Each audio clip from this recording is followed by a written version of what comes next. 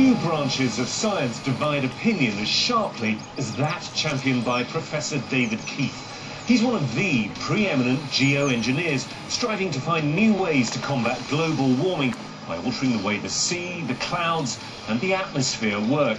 This isn't a replacement, he says, for the political drive to reduce emissions. But is geoengineering a cost-effective emergency stopgap before the effects of climate change become irreversible? Or a dangerous leap into the unknown?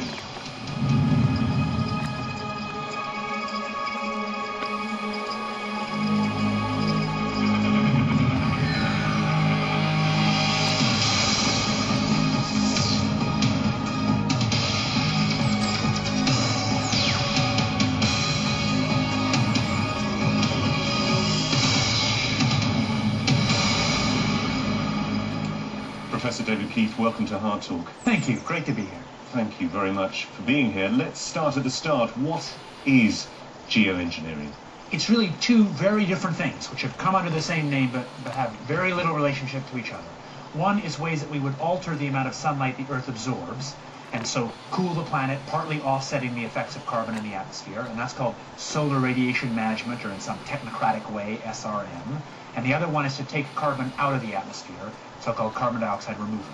So it's both reducing emissions dealing with the growth in emissions by taking the carbon dioxide out of the atmosphere, but it's also trying to prevent those emissions getting to us in the first place.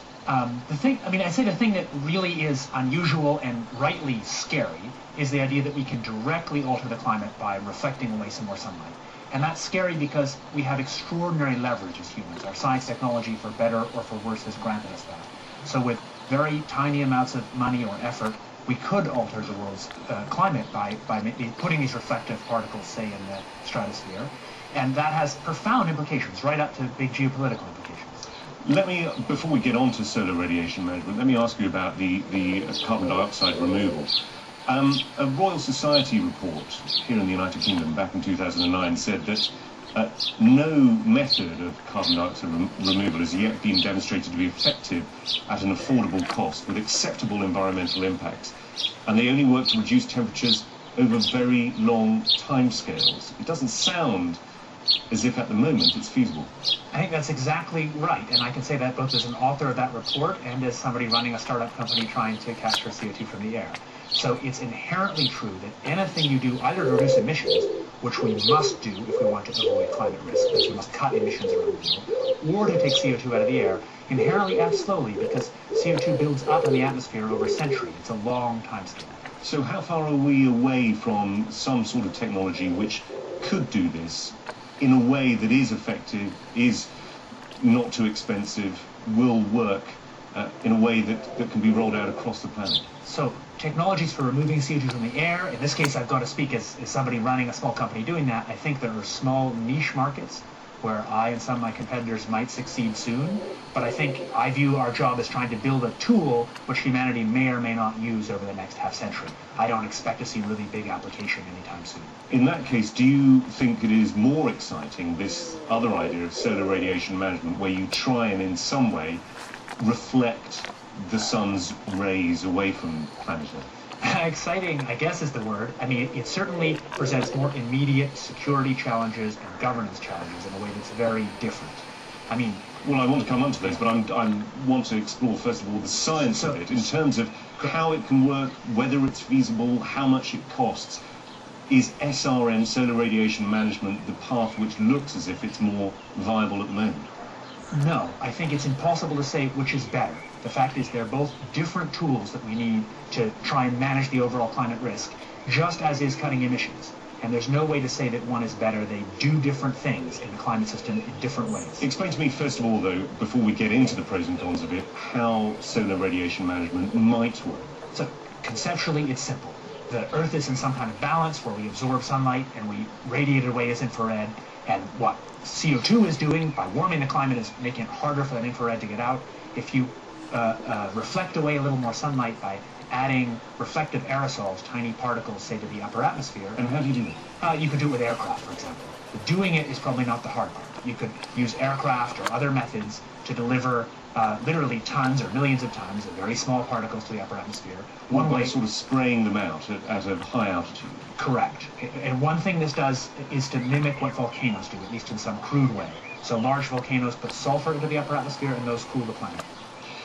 Again, this Royal Society report that came out in 2009 did suggest that although this type of management might be, solar radiation management might be relatively cheap to deploy and simple in the way that you've described it, there are considerable uncertainties, I'm quoting from the report, about their regional consequences, and they only reduce some but not all of the effects of climate change while possibly creating other problems. How far do you recognise that? Oh, I think that's absolutely correct, and indeed I've spent a lot of time trying to look at the environmental problems that it will create and the social problems. So, I mean, it's completely clear that you cannot perfectly compensate for the environmental effects of CO2 in the atmosphere by cutting sunlight. You may, and we haven't even proved that, be able to reduce some risks of CO2 in the air by this method.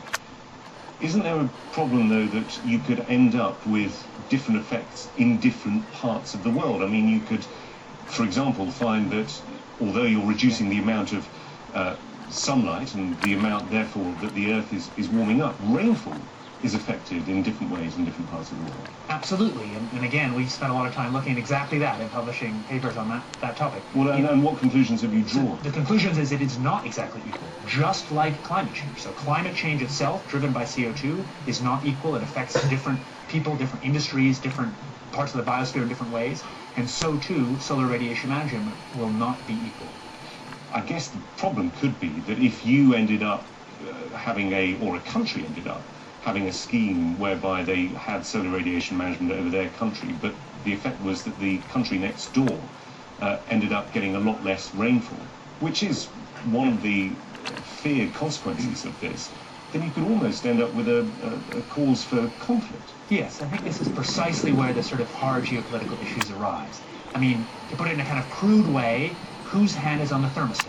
Essentially, the scientists and technocrats, including myself, I guess, are helping to invent a thermostat knob. But it's much easier to invent the knob than to figure out who should be in charge of it in a world with many states. No, indeed, and I want to come on to the governance, but I want to ask specifically about the science of this, which is how far can you tell whether the effects of solar radiation management are then going to cause perhaps a catastrophic loss of rainfall in a certain part of the world. At the moment, it seems to be hazy, this. I think it's not as hazy as that. So using exactly the same climate models as we've used to estimate the problems with CO2 in the atmosphere, the underlying climate problem, we've applied those same models and same techniques to look at this. And the results so far, I have to say, look pretty good. That's why we're paying any attention to it. So in fact, the results look like for small amounts of SRM, it is remarkably even, more evenly than expected, and the benefits in terms of reducing climate impacts are substantial. Right. I mean, I'm quoting again from one recent study, Nature Geoscience, which suggested that engineered cooling of this sort would lead to a much bigger loss of rainfall in China than in India. That doesn't seem to tally with what you're just saying. I think we're saying the same thing. I've been authors of a bunch of those studies. I mean, one of the issues is whether you're talking about doing it extreme amount, whether you're talking about doing enough SRM to compensate for all of the CO2 in the atmosphere or doing a little bit. And there's more evidence that doing a little bit would be beneficial than doing a lot. And there's no question that it's unequal, but the inequalities in practice, when you actually look at it numerically, don't appear so far to be that big. But all that folks like I am saying is that we should do more research to find out. More research. I guess the problem with more research is that the research itself could lend itself to consequences which could be damaging. I mean, if you think about drugs trials, for example, yeah. The best drugs trials, by and large, are the ones that are done on the largest scale. If you do something like this on a very large scale, you could be talking about affecting huge swathes of the planet. Yes, but at least at present, nobody's talking about that. So to me, in the near term, research means research with computer models and research where we test the effects, say, on the ozone layer of very small quantities of these particles, much too small to change the whole climate. Forgive me for interrupting, you say computer models. Isn't one of the problems with the climate and studying the climate is that it's incredibly difficult to know exactly how it works. It is very difficult to model. Sure, it's impossible to know exactly, but you can still learn a lot. Fine, but this is at some point going to leap from the computer screen into real life, and that's the point at which there could be danger. First of all, we need to make a decision to do that. I, at least, am not ready right now to say that we ought to do that. We need to do the other research first. if at some point it actually makes sense to do this, we would presumably start with very tiny amounts of aerosol, an amount less than a big volcano, and we would ramp it up very slowly, watching for ill effects and benefits as we did that over a decade or two. And you would monitor the system, and if you saw problems, you'd stop. That still doesn't guarantee you safety. There is no guarantee of safety here. But remember, the benefits are also large. So one of the most obvious things that we understand about climate impacts is heat stress on crops. A bunch of the poor farmers in the world, the most likely impact they'll see from climate is that the peak temperatures reduce the productivity of crops a lot. And first order models that we've actually run with crop models suggest that SRM could significantly reduce that impact. And that's a big deal for a lot of poor people on this planet. Given that you're talking about beginning at a relatively small scale, I'm wondering what your reaction is to the postponement of a study here in the United Kingdom. It was the SPICE project, the Stratospheric Particle Injection for Climate Engineering project, which was planning to send a balloon and a hosepipe a kilometre up into the sky as a possible precursor to this type of solar radiation management that we're talking about. That was postponed at short notice for a further 6 months of public consultation because there was a bit of an outcry about it. How did you think that was handled? I think it's interesting because it's the first real opening up of the public debate. I personally never understood the point of that experiment. So that experiment's sole goal is to find a technocratic way to make it a little cheaper to get materials in the stratosphere. And the one problem we don't have is that this is too expensive. All the problems with SRM are about who controls it and what the environmental risks are, not how much it costs. It's already cheap. So from my point of view, I thought that was a very misguided way to start experimentation. But my point is not so much the sort of the work of the science, but more about the public outcry about it. I mean, if it was that benign, it must be a cause of concern for you that there was this outcry and a decision to postpone it for 6 months. My job is to help state the science clearly and help people think about the governance. It's not to promote this. So actually, it is in part to promote this. I mean, you're a great enthusiast for this, and as you said, you have your own private company, which is. And my private company works on a very different part of it, which doesn't suffer from these governance challenges. But it is all to do with the issue of geoengineering. I mean, you know, it's an incredibly sensitive topic. I absolutely do, but I actually don't think my job is to promote it. My job is to help clear thinking and clear knowledge about the tools we have to regulate climate risk, among them this one. And I'm perfectly prepared to find that results show that we should never do this. Well, do you think in that case that the current climate, in terms of the political climate, is overheated? Or do you think it's actually fair enough that people might be very concerned about these sorts of experiments? I think it's healthy that people are concerned. People should be concerned about cheap technologies that can manipulate the entire planet's climate. But don't be so sure which way the public outcry went. So we actually ran a survey almost a year ago now that took data, high-quality data, from 1,000 people in the UK, Canada, and the US to try and understand public support for research on these technologies and what kind of political leanings influence people's decision to be for or against. And in fact, we found pretty broad support for research. So it's not clear that that is changed. What's clear is that some groups have been vocal trying to oppose, and I think it's absolutely reasonable that they should. These are hard topics. But that particular opinion survey that you're talking about, it also came up with the finding that 64% of subjects agree that humans should not be manipulating nature in the way suggested by solar radiation management. Exactly. Well, that would suggest that there isn't particularly broad support at the moment for the theory behind this. There's not broad support for doing it, and I think that's quite a healthy thing. I mean, I'm one of the people who, maybe starting 20 years ago, most helped to open the door to get public conversation going on this thing. My current fear is that the door will be kicked open and people will rush forward to do it too quickly. So from my point of view, given how cheap it is and the extent to which it looks like a quick fix, I am not eager to have the public run away in support. Indeed, I think that would be a disaster. Because if there was strong public support, people would do it, and they do it without adequate tests, without adequate control, and it would be a disaster. So I'm not in favor of immediate action here. How do you think, in that case, the public can be convinced, given that there is, as we saw with this project in Britain, tremendous skepticism, even about research at what you say is a very, very benign level taking place to begin with? If this is a global emergency, as we're always hearing from climate scientists, global warming, and the lack of agreement on cutting emissions, surely it is important to move ahead quickly. I don't think it's an emergency in an hour-by-hour sense. The more carbon we put in the air, the bigger the risk is. And we must begin to restrain emissions. That has to be job one. And I think we need to develop the technologies and the governance systems to understand whether we might use these in the future. Public opinion will evolve over a long time, and from my point of view, the goal is to try and make that public opinion be able to be shaped by facts as well as possible, and also shaped by people's values about nature, values about poor versus rich, etc. And I have no preconceived notion about what the right answer is, except that we look seriously at these options because there appears to be kind of prima facie evidence that they actually would provide remarkable level of protection, both for nature, which we don't otherwise protect very well here, and for some of the poor people in the world who will be most affected by climate change. All that would be fine if it were just a question of looking at whether this science could be effective. Yeah. But of course, we also exist in a political world, and this is something that you say needs to work alongside a cut in emissions. The problem, the inherent problem with this technology, surely, even if it were to work, is that it would remove the political will for there to be agreement on a cut in emissions. So the inherent problem with seatbelts is it removes some of the incentive to drive slower. Seatbelts also save a lot of lives. Is that really an argument against seatbelts? So first of all, if this technology works, and it may not, that's why we need research.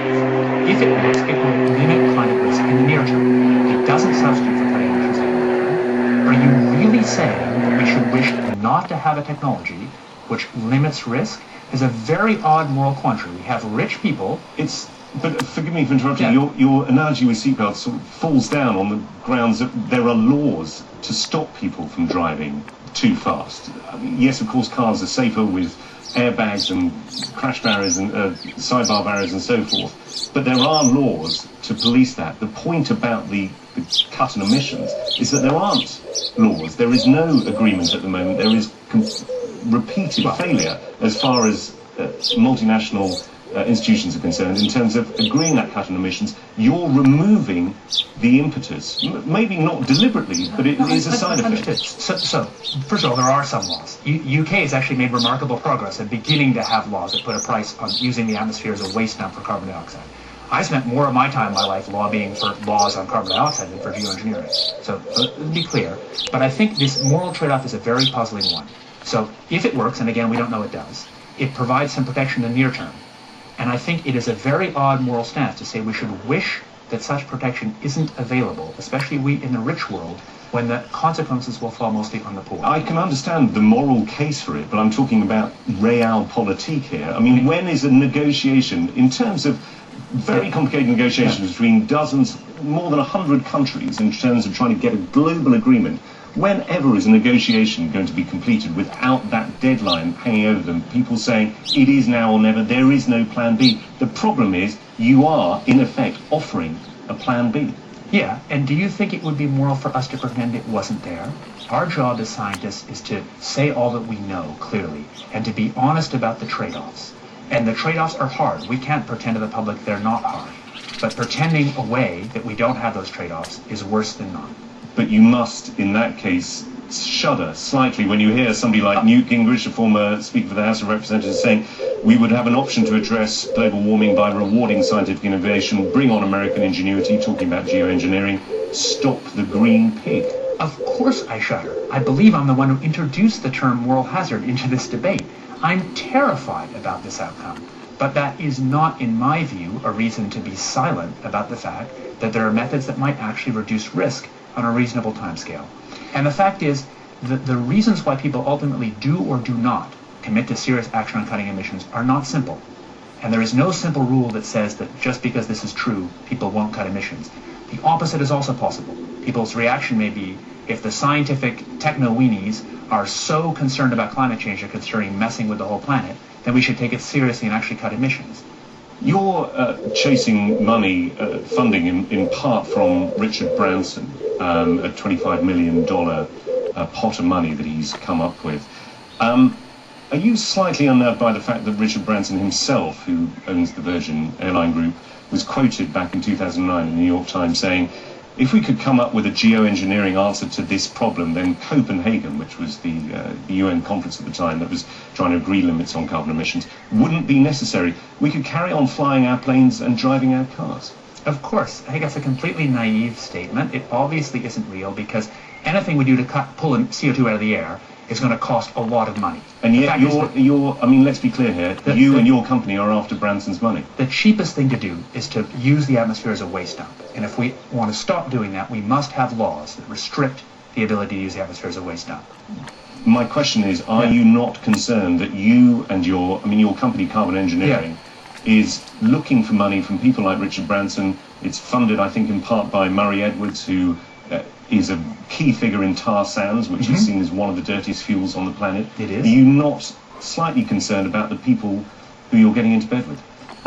Yes and no. I mean, Richard Branson I don't know. Murray I know reasonably well, and I don't share his view about what should be done about the oil sands. I think the oil sands should be regulated and eventually killed.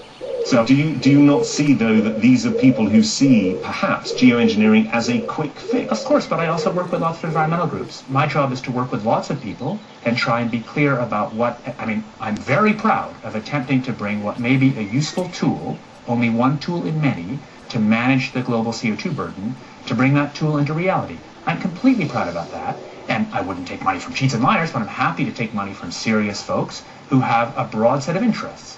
No problem. Given the difficulty that there has been in terms of agreeing cuts in global emissions, isn't it also going to be phenomenally difficult, as you said earlier on, I mean, whose hand is on the thermostat, for there to be agreement as to what temperature is the right temperature for the planet? I mean, Russia and Canada, for example, might well want a slightly warmer environment, but islands in the Indian and Pacific Ocean presumably want a much colder environment so that they're not subsumed by water. Let me tell you a real horror story. Let's say it warms up for a while, people begin to explore for oil in the Arctic, which I personally loathe that idea because I love the high Arctic. Then those people who have, at that point, amount of capital at risk in the Arctic will not want the warming to stop because they'll want the warmer Arctic for that economic access. That's one of the lock-ins that really horrifies me. That's one of the reasons I think we need to begin to discuss these questions now. The world needs, sooner rather than later, to begin to think about the way these technologies would work. Remember, technologies evolve much faster than our ability to govern them. But it could be extremely difficult for you, to control this if you come up with the technologies and countries start using them by themselves in a way that isn't subject to global governance. Absolutely. So first of all, I should say, for work on SRM, on these very high leverage technologies that have security concerns, I believe there should be no private action, there should be no for-profit action. I believe it would make sense for SRM to actually restrict or eliminate the possibility of patenting. I think this has to be publicly controlled and publicly owned. Isn't your company involved in several patents at the moment? This is the difference. So for capturing CO2 from the air, that's an encapsulated small technology, which can be regulated by the normal laws. It's inherently expensive, so there's no risk of sucking all the CO2 out of the air because it costs so much. There's a public good, a global public good when you remove CO2 from the air. Any technology you have that removes CO2 will have local risks, maybe unacceptable risks, but those risks can be managed by the normal local risk management we have. This is very different from the technology of putting particles in the stratosphere. So I think that I'm happy to see private action on cutting emissions by making solar power or electric vehicles or capture from air. I'm not happy to see public action on technologies with this huge leverage like putting particles in the stratosphere. Let me throw one very last brief quote at you, if I may. It's from a man who's written a book, Ellie Kintish, about geoengineering. Geoengineering is a bad idea whose time has come. Do you share that emotion? I think in many ways, yes. So there's no question we must cut emissions. And there's no question that some people, as you had the Richard Branson quote, imagine that we can just make all the technological fixes happen so it's free and we don't have to do anything. I think that's naive.